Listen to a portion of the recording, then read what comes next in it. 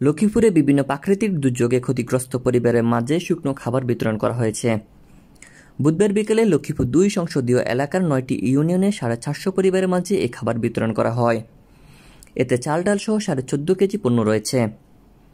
সদর উপজেলা প্রশাসনের আয়োজনে বিতরণ কার্যক্রমে প্রধান অতিথি হিসেবে উপস্থিত ছিলেন লক্ষ্মীপুর ২ আসনের সংসদ সদস্য ও জেলা আওয়ামী লীগের সাধারণ সম্পাদক অ্যাডভোকেট নুরুদ্দিন চৌধুরী নয়ন।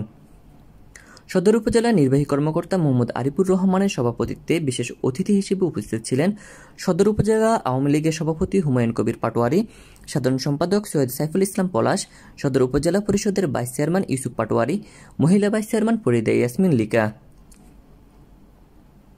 সদর উপজেলা স্বেচ্ছাসেবক লীগের সদস্য সচিব রেজাউল করিম রিয়ানের সঞ্চালনায় এছাড়া উপস্থিত ছিলেন জেলা শ্রমিক লীগের সদস্য সচিব বেলাল হোসেন কারি, জেলা স্বেচ্ছাসেবক লীগের সাধারণ সম্পাদক মাহবুব ইমতিয়াজ, সদর উপজেলা স্বেচ্ছাসেবক লীগের আহ্বায়ক হাশেম আহমেদ রূপম প্রমুখ।